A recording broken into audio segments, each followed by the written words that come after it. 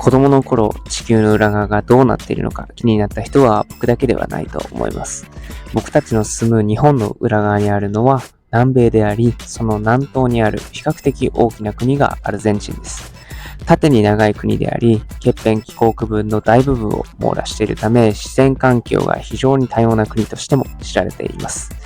スペインによる植民地時代、そして内戦時代を経て現在比較的安定していると言われていますが、経済状況、特に貨幣の価値に関しては不安定な状態が続いているアルゼンチン。生まれてから21年目ですが、初めて地球の裏側をこの目で見て感じていきたいと思います。はい、皆さん、ブエノスディアスというところでついにですね、南米の地球の裏側アルゼンチンにやってまいりました。いやー、飛行機のフライト時間12時間でね、大してそうですね、その前が16時間だったから大したことはなかったんですけど、疲れたね。やっぱりちょっとね、お腹も空いたことだし、何かね食べようと思うんですけど、ちょっとこれから何すればいいかっていうのを全く分かってない状況なんで、一回ここら辺でね調べてから向かいたいと思います。はい、ということでですね、どうやら市内に行くまでにはですね、タクシーとかウーバーみたいなサービスを使うか、あるいはシャトルバスを使うってことなんですけれども、ウーバーだと50から60ドルぐらいかかってしまうということで、とりあえずですね、シャトルバスを探して、そちらでね市内に行ければなと思っています。で、どこにあるんだろうな、ターミナル B かなんかって書いてあったんですけども、ちょっと探してみます。ユニバーサルアシスタンスなるものにね、バスのターミナルはどこかっていう風に聞いたんですけれども、ちょっとね英語は通じなかったのか、あんまりいい答えが返ってこなかったんで、今自分で探してるところなんですが、いや皆さん、南半球なんでこっちは冬なんですよ。結構寒いです。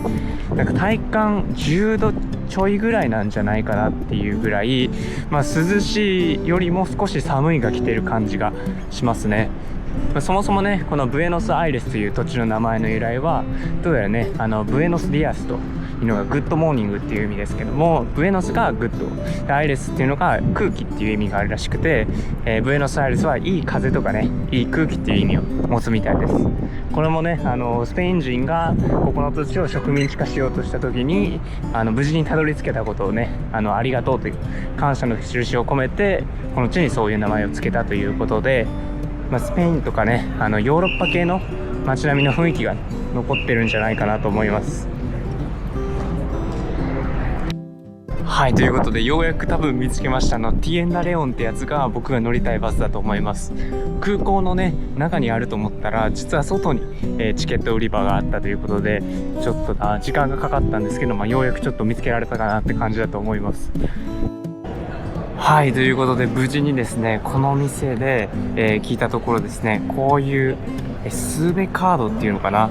こういうカードをもらえてですね、買ったんですけど、これで市内まで行けるよということなので、ようやくこれで市内に行けそうです。いやー、めちゃくちゃ長かったな、本当に。着いてから多分1時間弱ぐらいかかっちゃったんですけど、とにかくスペイン語がわからないんで、アルゼンチン人はですね本当に英語がわからずに、もうスペイン語で話すしかないということなんで、僕もねGoogle トランスレートめっちゃ使って頑張ったんですけど、いやこの先大変そうやなっていう感じですね。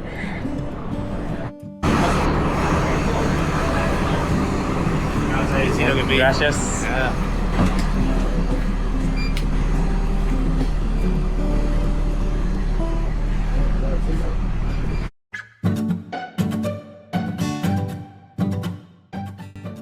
はい、ということでですね、ついにブエノスアイレスの市内にやってきたんですけれども、見てください、このね教会というか、本当にヨーロッパ風の建築っていう感じで、すごいなんかこれが南米なのっていう感じがしてます。特に目の前のビルとか何かわかんないんですけど、何なんだろうな。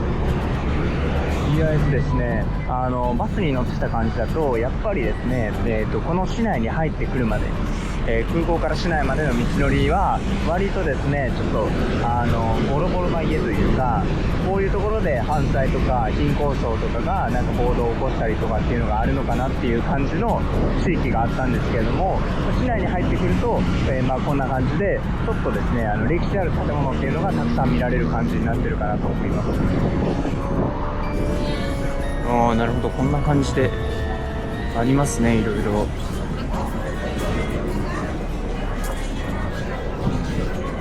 うわ、うまそう。ちょっとお腹空いてきた。レストラン行きたいけどね。屋台のお店もたくさんありますけど、とりあえずね、うわー、鉄道だ。電車も後でちょっと乗りたいな。てかすげえなこれ。見てください、こんな感じ。もうほぼヨーロッパじゃんこれ、建物が。はい、ということでですね、この道をずっとまっすぐ歩き続けると僕の泊まるホステルがあるということで、その途中にもですね何軒かレストランがありそうなので、そのうちのどっかに入ってね、アルゼンチン料理になるものを食べれたらなというふうに思います。こんな感じでのどかな公園もありますね。めちゃくちゃいいな。結構ねバス社会な気はしますね。基本の交通手段は多分バスって感じで、本当にバス停が至るところにあるっていう感じで、ウーバーとかね僕は使おうと思ってるんですけど、みんなやっぱり地元の人はローカルバスなんかなっていう感じで、というか今思ったんですけど、道路の幅がめちゃくちゃ広いかも。これ何車線ありますか？7、8車線ぐらい肩幅あるんじゃないかなと思っていて、多分両側も反対側も同じぐらいあると思うんで、全部で15とかはある気がしますね。もう奥の反対方面っていうか、僕が今歩いてる方面と、同じ方面を走ってる車がもうあんまり見えない。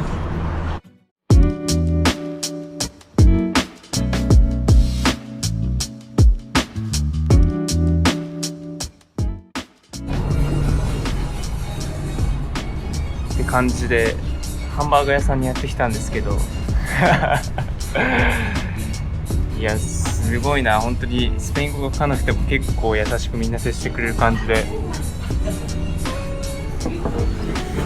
ここはねハンバーガー屋さんみたいでハンバーグを出してくれるということで、ちょっと待っとけというふうに言われました。でこんな感じで結構デカめのハンバーグが来ました。これで一番アルゼンチンのペソということなんで、だいたいですね1550円とか1600円ぐらいかなって感じだと思います。ちょっといただきますね。普通にうまいわ。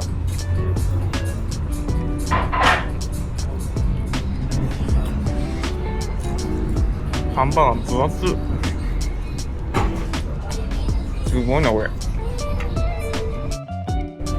でまあね、店とかを見てる感じ、結構常連のお客さんとかも置いてたりで、多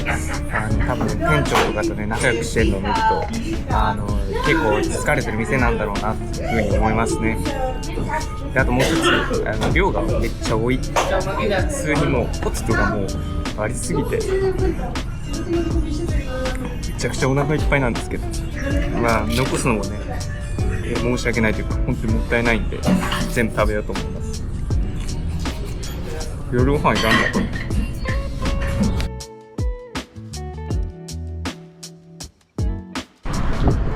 はい、目の前に見えるね高い塔がですねオベリスコと呼ばれる、歴史的な建造物らしいんですけど、ちょっとね調べながら歩こうとしたら結構ね電波が届かずに調べられないっていう感じで、ここに来て思うのは非常に通信が悪いですね。3G は当たり前だし、繋がらない時もたびたび起こるってことで、道をね確認しておくっていう時には事前に確認しておかないと後で痛い目に遭う可能性が非常に高いと思います。僕はねこの塔を右に曲がれば自分のホステルに着くっていうのは分かってるんで大丈夫ですけど、ちょっと調べてなかったら本当にやばかったなっていう感じがします。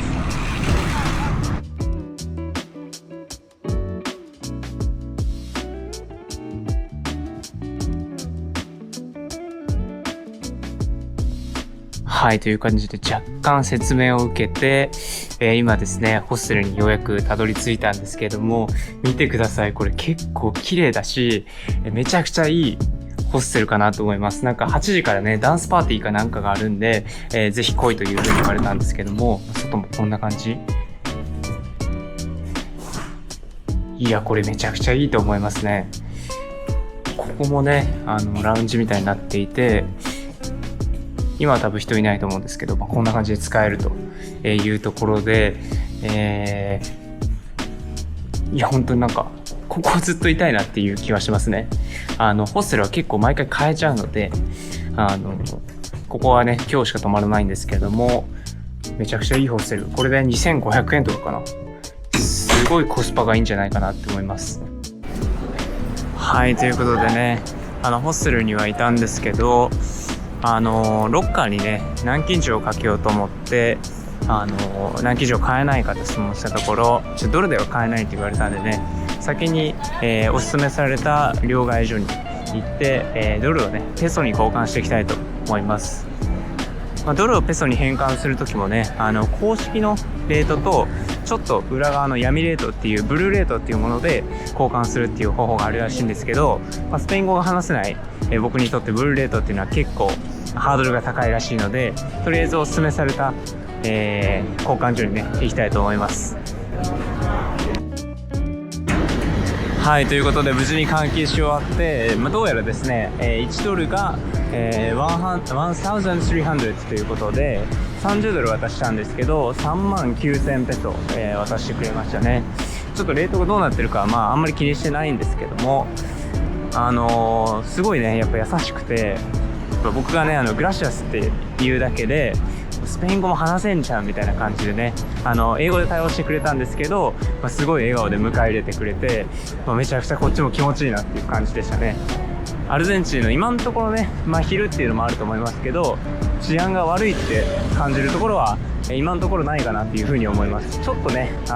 古臭い建物とか壊れそうな建物とかがあって、そこは怖いなっていう感じはありますけど、全然普通に歩けるのかなって感じで、人もめちゃくちゃ多いイメージがありますね。歩いてたらね、こんなでっかい像に着いたんですけど、これはフアナ・アスル・ドゥイ像というらしくて、ボリビアとね、アルゼンチンの独立戦争における英雄である人をね、祀ったものらしいですね。面白いのは、もうここにドーンとまずあって、で結構平地が広がって、その奥にちょっといろんなね、ああいう奥の近代的な建物もあれば、歴史的な建物、そしてこんな感じで西洋のなんか本当にお城みたいなんじゃないかっていうぐらいの、建物が建ってるっていう感じで、なんかいろんな文化の融合を感じるというか、この一番南米大陸の南にしていろんな文化が交わってるなっていうのを感じますね。今ですね、さっきの広場でね、ちょっとぼーっとしていて、これからあと4日間とか5日間のね、アルゼンチンの日程を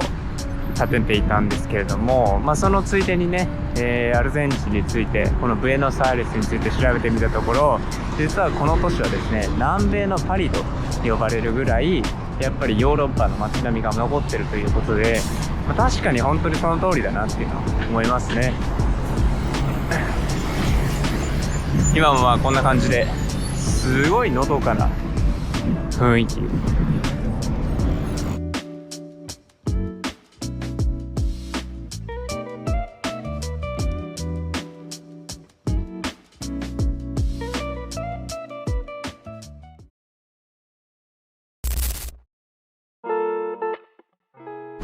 おはようございます。本日の気温が11度ってことで結構寒くてですね、僕も持ってきたユニクロのウルトラライト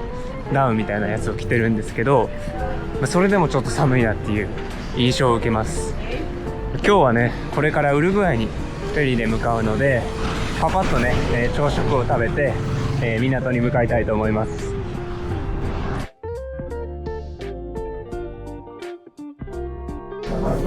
はい、ということでですね、近くにあるインポートコーヒーというお店にやってきたんですけど、見てください。こんな感じでですね、結構綺麗。これで7000ペソってことなんで、多分値段としてはどんぐらいだろうな。本当にあんまり気にしないで入っちゃってるんでも言えませんが、まあ1000円ぐらいなんだと思います。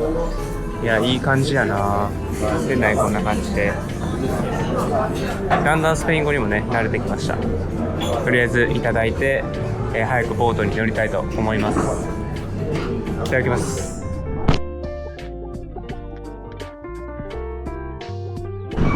見えてきましたね。目の前にあるビル、ブーケバスっていうんですかね、あれに乗って今回は一番左に書いてあるモンテビデオ、ウルグアイの首都まで行きたいと思います。帰りにねコロニアと呼ばれる世界遺産によって帰ってこようかなとは思ってるんですけど、一旦ですねモンテビデオ首都まで飛んでアルゼンチンとどんな違いがあるのかっていうのを見たいと思います。このね、フェリーに関しては、確か行き道片道だけで9600円って感じで、飛行機とそんなに変わらないかなっていう感じなんですけれども、まあせっかくなんでね船で国境を越えるっていう経験が僕はしてみたかったんで、今回はこの、水上フェリープラス、バスという感じで移動して、ウルグアイの方に向かいたいと思います。はい、ということでですね、キリもいいので今回の動画はここら辺で終わろうと思うんですけれども、無事にですね、出国手続きも済ませて、フェリーの、待合室の中に入ることができました。こんな感じでね、本当に10分とかで終わっちゃったかな。結構早めに来てたんで、あとですね、1時間ちょいぐらい待つことにはなってしまうんですけども、まあ、オンラインでね、予約をしてない人はちょっと余裕を持ってね見た方がいいと思いますが、ネットで、買っておけばそんな大したことないかなと思います。そんな感じでね、今回の動画終わりたいと思います。次回はですね、ウルグアイから、